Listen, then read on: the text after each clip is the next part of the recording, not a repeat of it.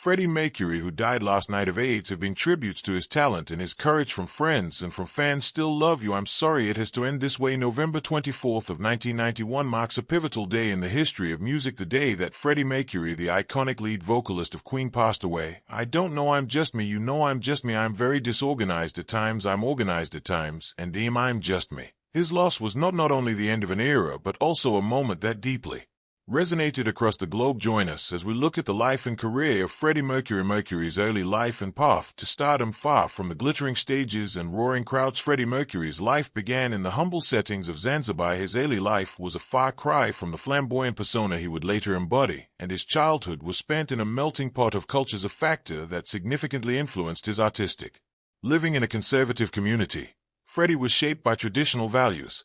His father worked as a cashier for the British Colonial Office, giving the family a modest but stable life. At the age of 7, Freddie was sent to St. Peter's School, a British-style boarding school in India. Although this move was difficult, it was crucial in fostering his musical talent. The school's emphasis on the arts gave Freddie his first formal exposure to music, where he learned to play the piano and joined the school choir, demonstrating a natural flair for live music. Mostly covering rock and roll hits became a popular fixture at school events, giving Freddie his first taste of the spotlight. In 1963, political unrest in Zanzibar prompted his family to move to England, marking a significant turn in Freddie's life. Settling down, the change of scenery brought new challenges and opportunities. Freddie, now a teenager, was first in a radically different culture, one bustling with the revolutionary sounds of the 1960s rock scene. Freddie excelled in his studies at university, and his talent was evident. This period was crucial in shaping his aesthetic sensibilities, which would later become a hallmark of Queen's visual style. The London music scene of the late 60s was vibrant, and Freddie was drawn to it. He frequented music venues, absorbing the energy and styles of. In 1970, the stars aligned when he officially joined the band, forming Queen. John Deacon later joined, completing the iconic lineup. Freddie's influence was immediate. He was instrumental in renaming the band and used his design skills to create the famous Queen logo, incorporating the zodiac signs of all the band members. The early years were a mixture of excitement and struggle, and the band's unique sound was a blend of rock, opera, and various other genres. Did not fit neatly into any existing category, and their attempts to gain traction met with mixed responses. However, Freddie's determination and vision for the band never wavered. In 1973, they released their first album, and though it was not an immediate success, it showcased the band's unique style and Freddie's powerful vocals. Their third effort in 1974 became their breakthrough, followed by the groundbreaking A Night at the Opera in 1975, featuring the epic Bohemian Rhapsody. The song, a complex masterpiece combining both rock and opera, became an instant classic, cementing Queen's place in rock history. The transformation of Queen and Mercury's artistic evolution from the mid-1970s to the early 1990s. In the early years, Queen's music was a daring blend of hard rock, progressive rock, and a hint of heavy metal, as seen in albums like Queen and Queen 2. However, with Sheer Heart Attack in 1974 and the iconic A Night at the Opera in 1975, they began to defy conventional music genres. Bohemian Rhapsody, a 6-minute suite that combined hard rock and opera, defied all standard formulas and became one of the band's most beloved songs in rock history. Multifaceted as the lead vocalist, he brought unmatched intensity and range to the music. His increasingly bold and diverse songwriting drew from a wide range of influences. Songs like Somebody to Love and Crazy Little Thing Called Love showcased his versatility, drawing from gospel and rockabilly styles respectively. Visually, Queen and Freddie were just as adventurous. The band's performances became theatrical spectacles, with Freddie's flamboyant costumes and charismatic stage presence becoming hallmarks of their identity. Their concerts were more than just musical performances. They were immersive experiences that left audiences spellbound. The late 70s and 80s marked a period of great experimentation and change for Queen. The album News of the World, featuring anthems like We Will Rock You and We Are the Champions, leaned towards more mainstream rock sounds. The 1980s were a decade of growth and experimentation for Freddie and the band. They ventured into dance, funk, and electronic music, which has been heard in Hot Space. This album, especially the single Under Pressure with David Bowie, highlighted Freddie's openness to different genres and collaborations. His personal life also influenced his artistic direction. His experiences, relationships, and exploration of his identity found expression in his songs like Love of My Life and These Are the Days of Our Lives are seen as reflections of Queen's popularity. Soared globally. The Magic Tour in 1986, which would be their last with Freddie, saw them performing to some of the largest audiences ever. However, it was not only the music that evolved. Freddie's appearance underwent a significant transformation in the 70s. His look was characterized by long hair and glam rock attire, but by the 80s he sported a shorter and more rugged look, complete with a mustache, symbolizing a new phase in his life and career. Freddie's impact extended well beyond music. He became an icon of self-expression. His uninhibited stage persona and defiance of gender norms resonated with many, especially within the LGBTQ+ community. He challenged societal expectations and became a symbol of freedom and bold individualism. Queen's transformation under Freddie's leadership mirrored a change in cultural landscapes from the 70s and 80s. They embraced the ethos of their time, experimentation and self-expression, along with breaking down traditional barriers in both music and performance. By the end of the 80s, the ST style had once again shifted. Albums like The Miracle and Innuendo reflected a more mature and introspective approach. These albums, particularly Innuendo, with its complex and haunting title track, are often seen as reflective of Freddie's personal struggles with his failing health, personal life, relationships, and inner struggles. Freddie Mercury's public persona was larger than life, but his personal life was a myriad of complex relationships, private battles, and a search for love and identity. Behind the flamboyant stage presence was a man grappling with his inner self, yearning for genuine connection, and struggling with societal norms of the time. His early life was shaped by cultural and religious influences that were conservative and traditional. Moving to England in his teens introduced him to a society in the midst of upheaval, particularly in terms of sexuality and identity. At the heart of his personal life was his relationship with Mary Austin. They met in the late 60s when Freddie was just beginning his career. Mary worked at a London boutique, and their relationship blossomed into a deep bond, with Freddie once referring to Mary as his common-law wife. They shared a loving partnership for several years, and even after Freddie revealed his bisexuality to her, their bond transformed, but did not break. Mary remained a pivotal figure in his life. Freddie's exploration of his sexuality was marked by both liberation and challenge. The 1970s and 1980s were a time of increasing visibility for the LGBTQ+ community, as well as significant stigma and discrimination. Throughout his life, Freddie navigated this landscape privately, never coming out in public. His relationships with men, though known to his inner circle, were kept out of the public eye. One of the most significant relationships was with Jim Hutton, an Irish hairdresser. The two met at a nightclub in the 1980s and soon developed a close and loving bond.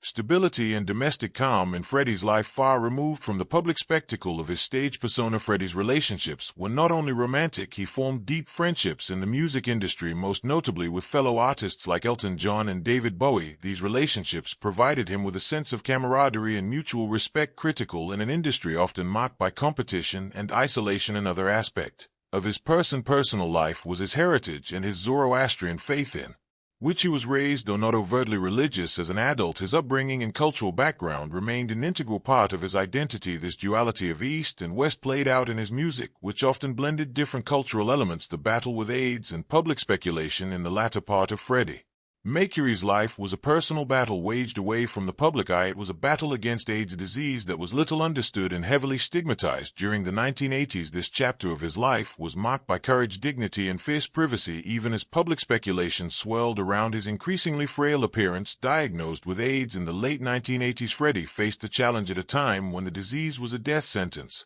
The epidemic cast a long shadow of fear and misunderstanding across the world, and those who were diagnosed were often socially ostracized. For Freddie, a public figure idolized by millions, the diagnosis meant not only grappling with a life-threatening illness, but also navigating the intense scrutiny of the media and fans. Despite his illness, he continued to work, pouring his energy into his music. His last album with the band Innuendo was released in 1991 as Freddie's health declined. Media speculation intensified. Tabloids were rife with rumors about his appearance, health, and private life, with photographs of an increasingly thin Freddie appearing frequently, leading to widespread speculation about AIDS. Although no confirmation came from Freddie or his close circle, this period was challenging not only for Freddie but also for his bandmates, friends, and family who respected his wishes for privacy while facing public pressure for answers. The speculation about Freddie's health was part of a broader narrative of fear and misunderstanding surrounding AIDS. At the time, the disease was often linked to moral judgment and prejudice, particularly against the gay community. Freddie, a beloved public figure, found Himself at the center of this narrative, with his illness becoming a topic of public discourse and speculation, his response to the illness was characterized by able discretion and dignity. He chose to keep his diagnosis private, until the very end, focusing instead on music and the people he loved. This decision was not only a personal choice, but a statement in a time of rampant stigma against AIDS and the LGBTQ+ community. By keeping his illness private, he maintained control over his narrative. Refusing to be defined by the disease in his final days, he made the significant decision to go public with his diagnosis on November 23, 1991. Just one day before his death, he released a statement acknowledging that he had AIDS. This announcement was a profound moment not only for fans but also for the broader conversation about the disease. It brought the reality of the disease into public consciousness, highlighting that it could affect anyone, even a celebrated rocker. His death on November 24th, at the age of 45, was a moment of profound loss for the music world and its fans. It also became a turning point in the public perception of AIDS, humanizing the disease, breaking down some of the stigma, and prompting a more compassionate and informed discourse in the aftermath of his death. Freddie's legacy played a significant role in AIDS awareness and research. The Mercury Phoenix Trust, established by Queen and Freddie's manager Jim Beach, raised millions for AIDS research and awareness. The Freddie Mercury tribute concert for AIDS awareness, held in April 1992, brought together some of the biggest names in music and was broadcast to an audience of millions, furthering the conversation about AIDS and paying tribute to both Freddie's life and legacy. Freddie Mercury's final days were marked by reflection and intimacy. As the sun set on his life, the world outside remained oblivious to the quiet transformations taking place within the walls of his mansion. Those final days, a blending of contemplation and intimate gatherings, were a stark contrast to the flamboyant lifestyle he had been known for. However, Freddie knew that his time was limited. His mansion, once the site of extravagant parties and endless merrymaking, turned into a sanctuary where he spent precious moments with the closest of friends and family. Despite his failing health, his voice retained its strength of final defiance against the disease that ravaged his body. His love for cats was well known, and in his final days he indulged in long conversations with his 8 feline companions. This quirky habit was an extension of his eccentric personality. He used to call them while on tour, ensuring that they heard his voice even when they were miles apart. These small moments of joy amidst the pain and fatigue highlighted his enduring affection for his creatures. His partner Jim Hutton remained a constant presence, offering support and love. Freddie also dedicated time to his passion for art, creating abstract paintings that perhaps were reflections of his inner turmoil and peace. One significant aspect of his final days was the decision to stop medication. This choice was not about giving up, it was about taking control. He wanted to face the end on his own terms, an attitude that had characterized his entire life. Among the quieter moments were discussions about the future of Queen. Freddie expressed no misgivings about the band continuing after his departure. His concern for his legacy, both as an individual and as a part of Queen, became evident. He wanted the music to live on, transcending his physical presence. Freddie made plans for his possessions and wealth, ensuring that those he loved were taken care of. Mary Austin, his former girlfriend and lifelong friend, was particularly significant in those plans. He entrusted her with a significant portion of his fortune and the responsibility of executing his final wishes. The world did not know it then, but Freddie Mercury was crafting his final act. He spent his last hours in the comfort of his home, surrounded by those he loved. His assistant recalled his final words, a request not to be portrayed as someone boring. Even in his final moments, his vibrant personality shone through the sad addiction. However, behind the public facade, he battled with personal demons, including drug addiction, which significantly impacted his life and career. Understanding this aspect of Mercury's life provides a more complete picture of the man behind the legend, highlighting both his vulnerabilities and his resilience. Freddie Mercury's drug use began in the hedonistic 1970s and 1980s. A period marked by the excesses of rock and roll culture. During this time, recreational drug use was rampant in the music industry, and Mercury was no exception. He was known to indulge in cocaine, a drug that was widely used and glamorized within the rock scene. The pressures of fame, the constant touring, and the intense public scrutiny he faced contributed to his turning to substances as a form of escape and coping mechanism. Cocaine, in particular, played a significant role in Mercury's life. During the height of Queen's success, the drug was readily available and became a part of his social life, often used during parties and social gatherings. Mercury's use of cocaine was not just about the high, it was also a means to maintain the high-energy performances and the demanding pace of his lifestyle. The drug's stimulating effects allowed him To keep up with the relentless schedule and the demands of being a global rock star, however, the euphoria provided by cocaine came at a high cost. The drug's effects on Mercury's health and well-being were profound. Cocaine use can lead to severe physical and psychological consequences, including cardiovascular issues, respiratory problems, and significant mental health challenges such as anxiety, paranoia, and depression. For Mercury, these effects began to manifest in various ways, impacting his personal and professional life. Mercury's addiction also strained his relationships with those around him. Friends and bandmates noted changes in his behavior marked by increased irritability, erratic actions, and moments of deep introspection, followed by bouts of high energy. The highs and lows of his cocaine use created a volatile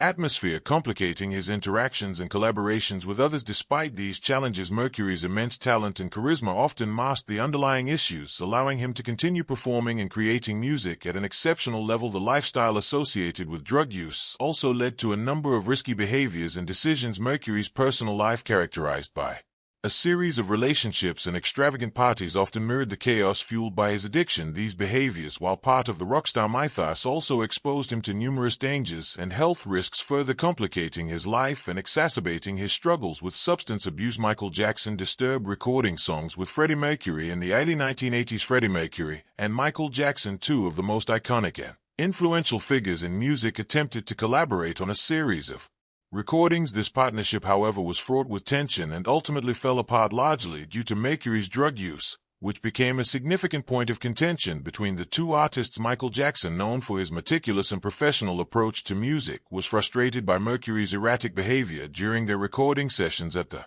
time, Mercury was struggling with his cocaine addiction, which often led to unpredictable and disruptive conduct. Jackson, who valued discipline and precision in the studio, found it challenging to work under such conditions. The collaboration began with high hopes, with both artists excited about the prospect of combining their unique talents. They started working on a few tracks, including There Must Be More to Life Than This and State of Shock. However, the sessions quickly became strained. Mercury's drug use led to frequent delays and erratic behavior, which clashed with Jackson's need for a controlled and productive working environment. Jackson was particularly disturbed by Mercury's habit of bringing drugs into the studio. On several occasions, Jackson witnessed Mercury indulging in cocaine during breaks in their sessions. This behavior was not only a distraction but also ran counter to Jackson's personal and professional values. Jackson, who was known to avoid drugs and alcohol, found it increasingly difficult to tolerate Mercury's actions in interviews and conversations. Jackson later expressed his frustration with Mercury. He reportedly told friends and associates that he was fed up with Mercury's drug use and the impact it had on their work. Jackson's annoyance reached a peak when he discovered that Mercury had smuggled a dealer into the studio, further complicating their collaboration. The tension between the two stars eventually led to the abandonment of their joint project. The unfinished tracks remained in the vaults for years, only to be released later in various forms. Jackson went on to complete State of Shock with MC Jagger, while Mercury included There Must Be More to Life Than This on his solo album.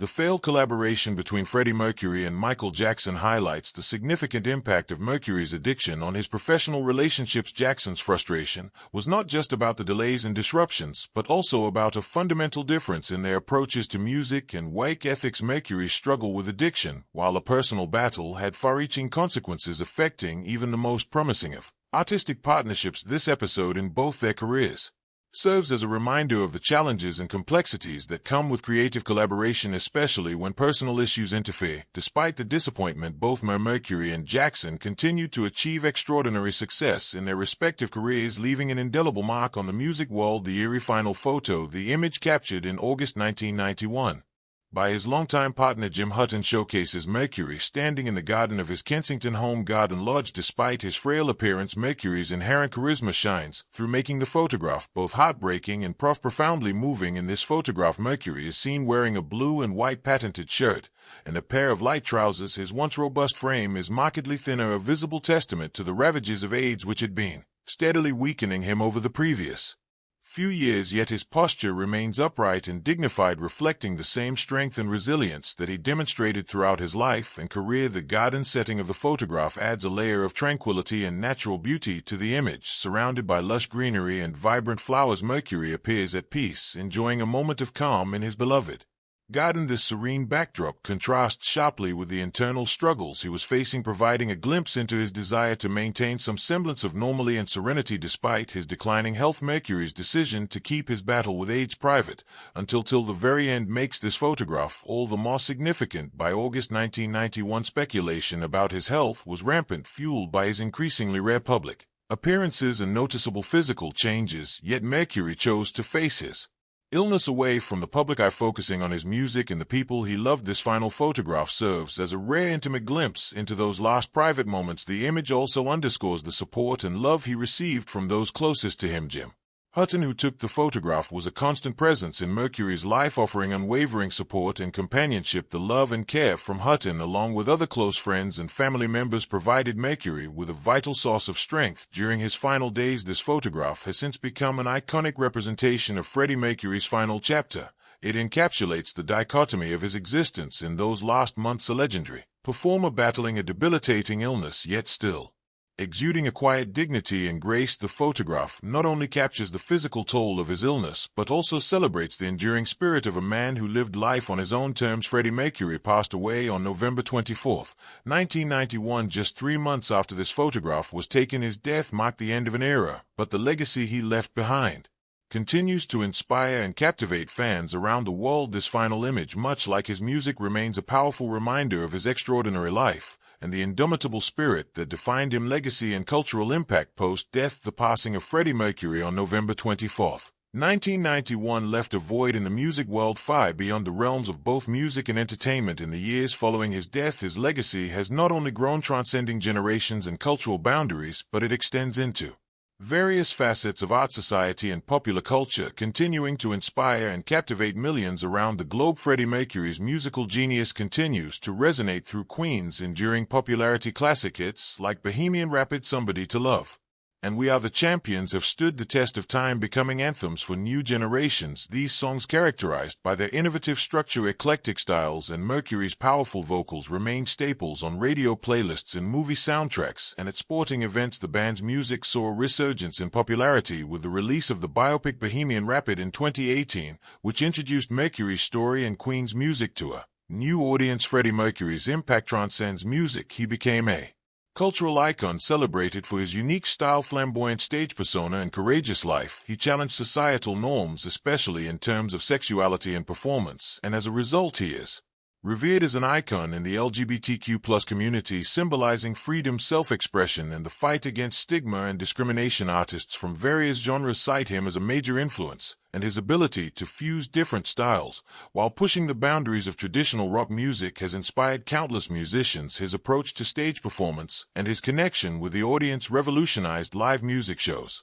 setting a high bar for many artists to come. His fashion sense, like his music, was both bold and unconventional. His stage outfits, ranging from elaborate costumes to the iconic simple white tank top and jeans, have influenced fashion designers and pop culture. His style was a blend of theater and simplicity, making a statement while breaking gender norms in fashion. The story of Freddie Mercury and Queen has been the subject of various movies, documentaries, books, and more. These representations have played a crucial role in keeping his memory alive while introducing his artistry to those who were not present during Queen's heyday. The success of these media portrayals speaks volumes about his long-lasting appeal and the curiosity he still generates. Freddie Mercury has become a symbol of resilience and the pursuit of one's true self. His openness about his sexuality and his battle with AIDS make him a significant figure in social movements advocating for LGBTQ+ rights and health issues. The honesty and vulnerability he expressed in his music and his life resonate with many who face similar struggles. Decades after his death, Mercury's legacy is not confined to past glories, but continues to evolve. He lives on through his music, his influence on pop culture, and the ongoing work of the Mercury Phoenix Trust. His life story, distinguished by achievements and hardships, continues to inspire and speak to the human experience. Thanks for viewing. Subscribe for more videos like this.